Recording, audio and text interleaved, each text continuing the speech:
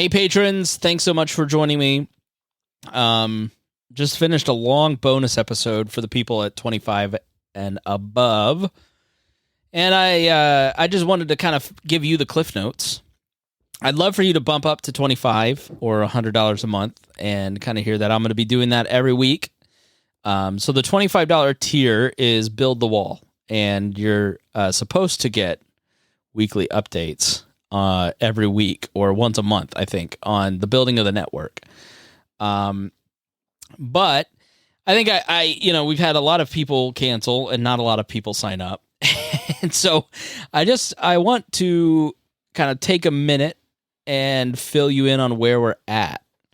Because I've sort of been experimenting a little bit, and I think it's been confusing for the audience. And some people are like, well, this is just not going to be what it was or what it is, and I don't understand what's going on, so I'm out with my hard-earned money. And I totally get that, and I totally respect that and understand that.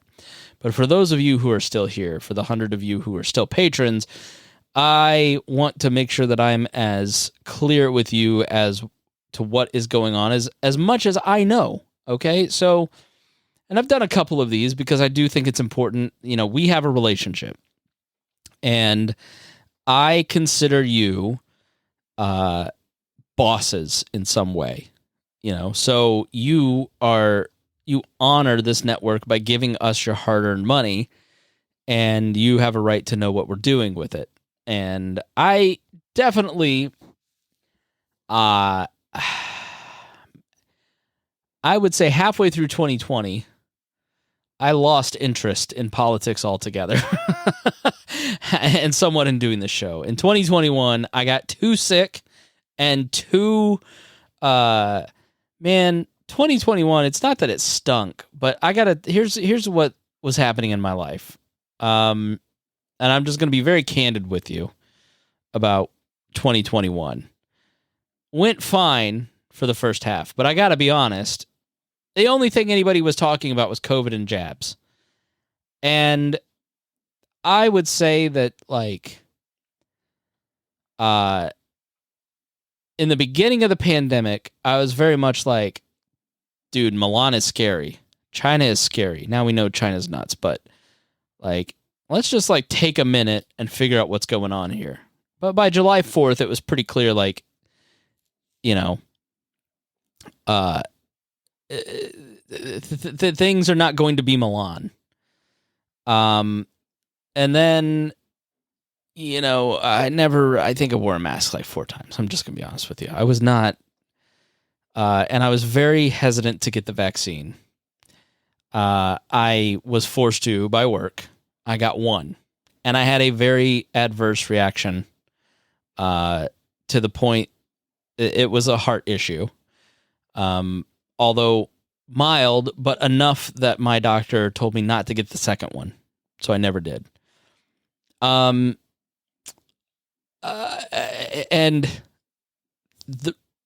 I got that,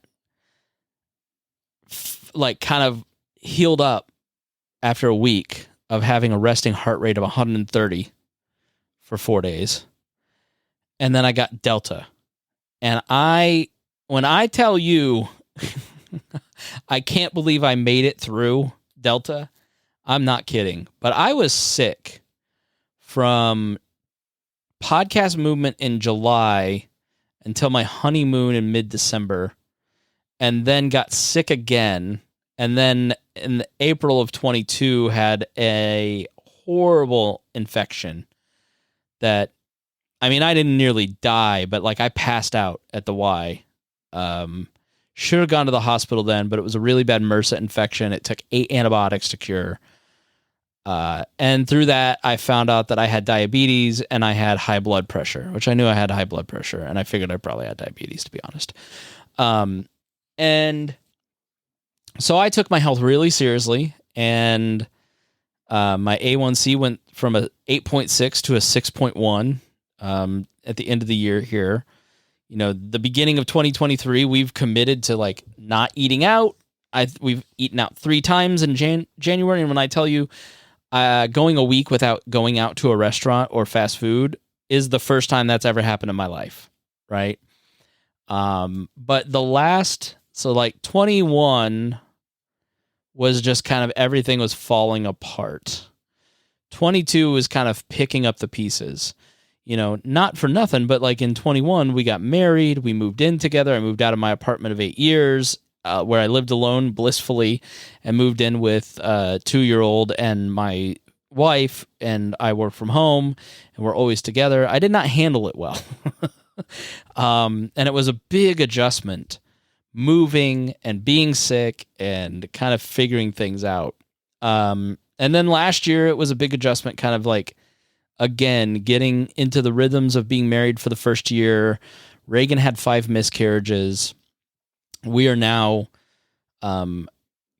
she is giving birth to a very healthy baby at 18 weeks, and things seem very good. But the emotional toll of 5 miscarriages is very difficult, just the stress on both of us. And she also got sued by a former company and had to go to Utah. Got sued by an MLM that she worked for. I'm not allowed to say this, so don't tell the lawyers. She got fined a judgment that was more money than she ever made with the company, and has to go bankrupt. And we had custody issues and court battles with the ex-husband of my stepdaughter. So, it was 21 and 22 were very long years, despite all the many good things happening in my life. And I couldn't talk to you about any of this. But I'm in a very solid place. I don't believe, after going through the divorce years of doing this show, and the Creating Mayas, and not Miranda's show as much, and the Tanners, and and kind of putting my own pain on display. Like, I just don't believe at this point in talking about things until you're okay with them. This is not therapy. An audience is not therapy. And if you treat it that way, it starts to turn to an unhealthy form of attention seeking, which can become addictive, which is really a part of the problem of the 2015, 16, 17 era of We're Libertarians, and some of the stuff that we did and said and acted, and why it's behind a paywall. Still the glory years, hilarious, tons of fun, not healthy in the slightest at all. But this year we finally kind of got everything is kind of on solid ground, and we're in a good routine, and even with the baby coming, we kind of know how to do that. I met my stepdaughter at 2.5 months, so I have some experience. I mean, I didn't move in with her till she was 2, but we were together all the time. My wife lived in the same apartment complex when we were dating. So I've been around Squish since she was an infant. So I'm not really nervous, because it's really kind of like a second kid for me. It is different going through the pregnancy process, because I missed that part. But it's not really my job. That's her job. But so that's kind of what's been going on. It's not that I care less. I do care less about politics, because politics and libertarianism have taken an appropriate place in my life. It is not my whole ass identity, because I'm lonely and sad, like much of the years of We're Libertarians. I am doing this show to kind of tell you where my head's at, because I want to be more open with the wider audience and you, moving forward on kind of where my thinking about philosophy is. And so I think where where we've landed kind of as a content schedule is a couple weeks on Saturdays we're going to get together. So this Saturday we're going to do We're Libertarians at, the Doolittle Studios, and do the panel show. The friends getting together. This week we've got Jordan coming in, and we're going to talk about AR-15s and gun rights and all that kind of stuff. And in February, I've got a couple friends coming in, and we're going to talk about literacy. And they're so much fun. And I think I really enjoyed the Kevin McCarthy episode. Yes, I know it's Kevin McCarthy. I kept saying Mike McCarthy. I know I'm an idiot. And so the panel show is going to be 2-3 times a month. Harry and I, having little kids, cannot do every week. The weekends she is at her dad's, I'm going to do We Are Libertarians. And then the weekends she is with us, I'm going to have something pre-recorded for you.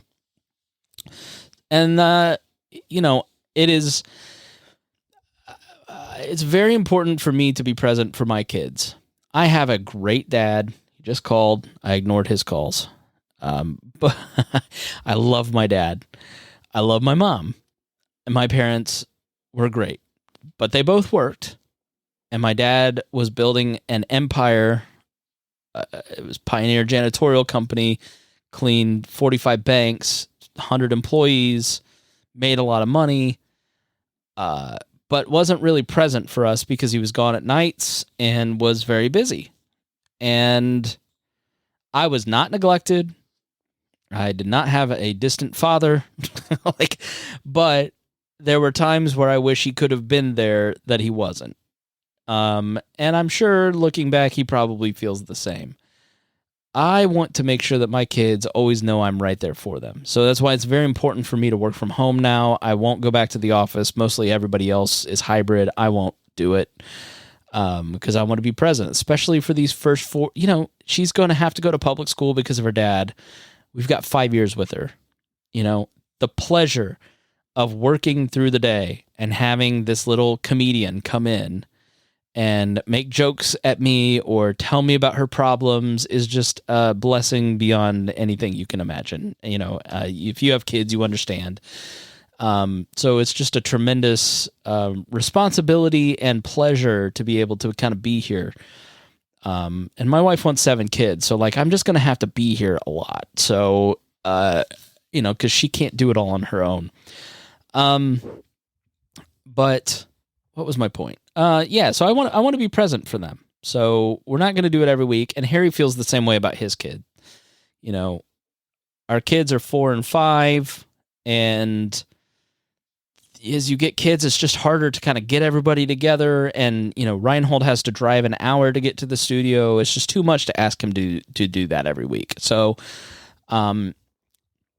but we're going to be doing the panel show, which, I loved that Kevin McCarthy show because it was 20 minutes of just goofball fun and then an hour and a half of serious conversation about a bunch of different stuff. I thought it was a great episode. It really felt like the old days. I was so excited about that. And then on Wednesdays, I'm going to have these interviews, talking to the Young Voices folks. I take probably about 40% of who they pitch to me. Young Voices is a group that is helping train young writers who are kind of getting started, on their journey to be the new, George Will. Brad Palumbo, for instance, and Hannah. No, Brad started with Young Voices. I don't know if Hannah did. Caleb Franz on the network started with Young Voices, still works there. But, I try to pick the stories that I think are kind of under talked about or are kind of obvious, like ESG scores are interesting. The water one, that was my favorite of the recent batch. But Young Voices, I relied on them a lot last year just because Harry and I could not get our schedules to sync up. We could not get together. And I just said, look, we just got to get together in person. So if we're not going to do the Zoom calls basically every Saturday, we've got to get together in person. I think that was the right call. But I had to have something in the feed. And so Young Voices I really relied on, especially towards the end of the year and in the summer there. And I really like some of those short bursts. I heard from a lot of you that you wanted to hear those 20-minute shows.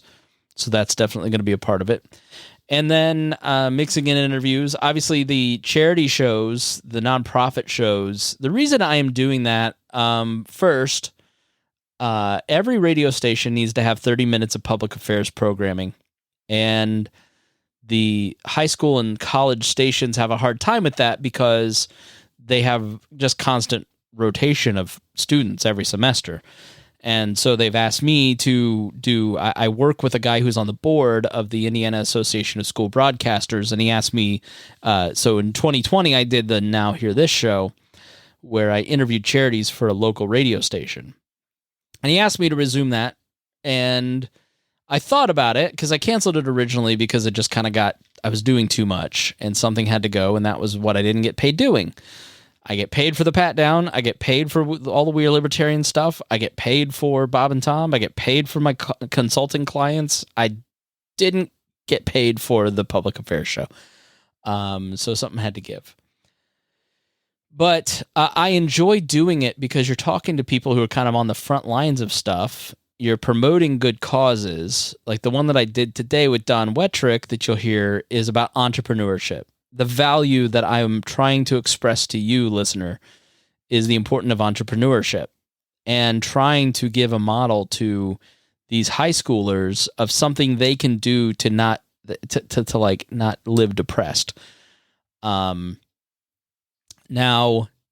I add those to the Chris Spangle feed because I think there is greater value. It is not just a local show. I do those interviews in a way that is not locally focused for you as a reason, because I really think it's important to kind of get that stuff, it has to be relevant to you for you to care. But I think some people kind of thought, well, I'm quitting my Patreon because they're just doing interviews and some of them are local. And that's not where we ever intended to stay. We're not going to stay there. We're going to kind of, keep doing the panel shows. And then I want to do more of the research shows like the Christopher Columbus. The World War I episode that I did years ago is consistently the one that everybody says was their favorite. And so I want to do more of those. The Columbus one didn't do as well in the numbers as I would have hoped. I spent 6 months on it, but I really enjoyed it, and I want to do more of that. I'm working one on the Protocols of the Elders of Zion. Let me break out my research notebook here. I have like a whole list of all the stuff that I want to do. Book reviews on some of the books that I read that are really important. This Title 42 border crisis, want to do a show on that. So, since we can only do the panel show a couple times a month, it's just insufficient.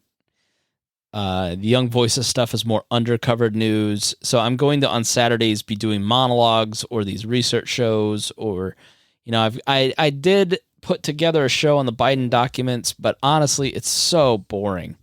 It may be like a 10-minute episode, like just so you kind of get the facts. But, the Kevin McCarthy thing had drama in it. This does not have drama. But I'll explain that when I do the show. So yeah, I want to kind of stretch. Like, I want to stretch my wings a little bit, and I have done that. History of Modern Politics will be back. We're working on the second season now. Started Liberty Explained. I'm retooling that a little bit. I had to start the podcast about podcasting, and we'll continue to do some of that. Because I needed to promote my consulting business, which is going well. I help people start podcasts in case anybody ever wants to start a podcast or needs editing for one. And the pat down obviously is just a ton of fun. And so as I got confidence, I've just tried a bunch of different stuff. And, my first love is just talking about politics and culture and like kind of thinking about big ideas out in public. And I have no intention of ever stopping the Chris Spangle show. If anything, like, I really want to have bigger conversations with it. If I can ever just get myself to get through kind of the writer's block and the resistance of putting the pen to paper, then we'll be good. But I'm sort of doing this to hold myself publicly accountable by talking to you first. So you may hear this. This is a rehash of some of the stuff that I talked about in the Build the Wall episode. and you'll probably hear it again in future episodes. But I just wanted to kind of give you an update of kind of where the content is, what we're doing. I don't think that you guys come to me for libertarianism anymore in the way that maybe people used to. I don't think of myself as a libertarian podcaster anymore. I am a libertarian. I think that's sort of kind of been part of the problem is I don't, I thought for a long time people came to this show because they wanted a libertarian opinion on stuff. And in talking to you guys over the last year, that's not why you're here. You're here to hear my opinion on stuff or Harry's opinion on stuff. And you don't really care if it's libertarian. You just want to think about our opinion. So it challenges you or makes you think or gives you knowledge. And that's kind of a freeing thing for me to have heard from so many of you folks. Not that I'm going to become a statist, but that I'm not beholden to a movement and I'm not beholden to kind of playing a role.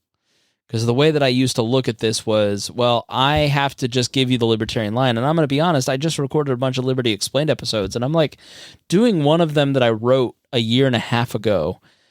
And I'm like, I don't even know if I believe this anymore.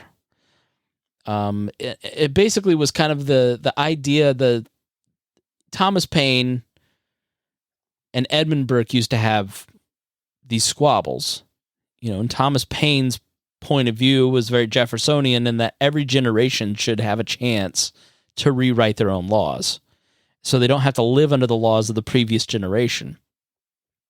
I think I'm more on the Edmund Burke side of these laws have been decided upon based on hundreds and thousands of years of development. And why would you toss out tradition to think that you're going to do better based on just kind of your gut instinct and emotional reaction? Which is why Edmund Burke got the French Revolution right and Thomas Paine almost got killed in it. So, but the answer to some of these questions that people have about politics from a pure libertarian perspective is very Thomas Paine, when I sort of view it more Edmund Burke, more conservative than classically liberal, right? I don't know if that's right, because Edmund Burke is pretty classically liberal compared to, a lot of people, but I don't know. I'm definitely not Hoppian, but I will say, I look at just the world and I appreciate institutions a lot more than I used to. And I don't know that I want to tear it all down and rebuild it. Maybe I did 5 years ago. So I don't know. I'm able to have more of these complex conversations, more nuanced conversations about this stuff if I'm not just being judged by the audience on is this a libertarian point of view or not. And so I have intentionally kind of moved away from the term and the label over the last few years. I think it's inescapable that I am a libertarian. I will never not be anything but a libertarian, but I don't know that I never was an anarchist. But I'm classically liberal. I'm pro-democracy, specifically the constitutional republic. I am pro-capitalism and free markets. These values are ingrained in me deeply and will never change. So I look at some of the libertarians and podcasting friends that have kind of moved towards, wanting monarchies and some of the stuff, and I just don't get it. I don't get rejecting democracy. I don't get rejecting capitalism. I don't get any of that. I really haven't changed. I actually am the most consistent motherfucker in the libertarian movement, but that's neither here nor there. I'm also the funniest, let's be honest. But I don't know. I just kind of doing that Liberty Explained show is just you know what? I don't think I can say this stuff. I don't think I can give the pure libertarian anarchist line just because this is what a libertarian thinks and be the face of that kind of stuff, you know? I think it's a little more complicated. So that's kind of where I expect some of these conversations to go, whether it's the panel conversations, the monologues between you and me, or the values that I'm trying to express through interviews and through history shows. So thank you guys for being patrons. You know, your money goes to pay for the network. I get a little bit of money, a little bit of profit every month out of We Are Libertarians, and then I pay a lot of bills to make sure that Brian and Rimzo and Trisha and Hody and everybody else who's not doing their show anymore has all their bandwidth paid and all the services and all that good stuff, you know, and the Boss Hog. Can't forget the Boss Hog, fellas. You know, I'm at a point with the network where the Chris Spangle show will never end. It just can't happen. I can't not have the outlet. But I'm at a point where Nichols and I are going to sit down and have a conversation about the network because it costs a lot of money to run the network. And do we just sort of like say, look, I'm not going to maintain this stuff anymore. I'm going to close down these different elements and save the money and wish co-hosts well and help them get set up somewhere else? Or do I start like building out contracts, building out the LLC that I have set up for this, recruit new hosts, and try to build the biggest libertarian network possible, go after people that get significant downloads and have names, sell ads for them. You know, it's sort of, that's where the I think the confusion has come in. Is we've sort of been at a crossroads for a year with the network where, you know, the network realistically, I'm 3/4 of the downloads. Nichols is about a quarter of them. Boss Hog does pretty well. And then, you know, Rimzo, Trisha, others, they're not doing their shows anymore, really. So if it's just Nichols and I, now we're getting advertisers. We're actually selling ads for the first time. So that's really exciting. But, you know, do you push in and take time to sell more ads? You know, or do you put that time into research shows and booking interviews, right? So that's always the challenge, is like when my priority is my family, then my second priority is my day job because I need the insurance. Third priority is my consulting clients. My fourth priority is serving you, the audience of the We Are Libertarians Network and the Chris Spangle Show. And then there's kind of everything else. And part of that everything else is the logistics behind running a network, and all that stuff. So I've got a kind of a choice to make there, but the reality is that I doubt, you know, Brian and I really are going to have a conversation in February about where do we take it? What do we want to do with it? I can't fathom shutting the network down and not having the network. So, you know, I don't know, but we'll see. So that's sort of where my head's at with that piece of it, you know, but you know, I'd also like to take credit for being consistent last year. Laura, you didn't think it was possible, but last year I did 65 episodes. We had an episode for every week and then some.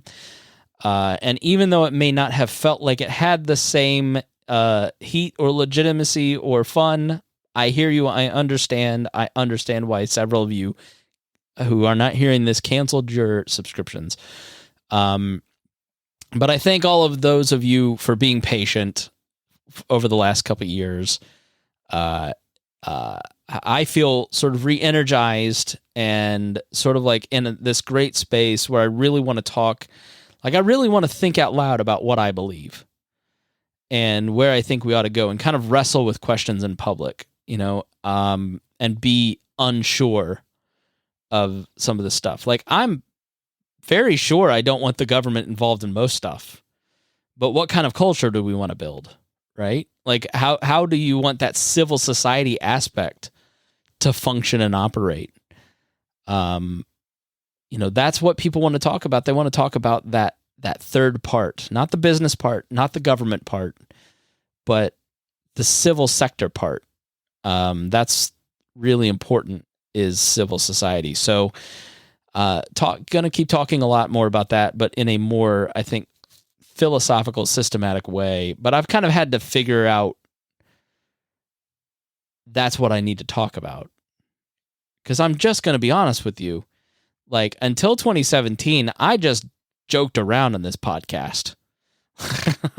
And then in 2017, I really got serious when Greg left and Roger Paxton made fun of me for not believing anything or not being libertarian enough, for not having read the canon.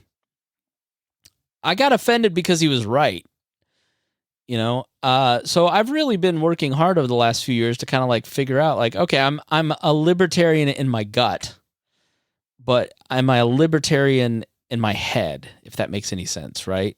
How do I apply this stuff? How does it interplay with everything? So that's kind of the exploration moving forward that we're going to be talking about. So thank you guys. I really appreciate your support. You guys are the ones that keep this going.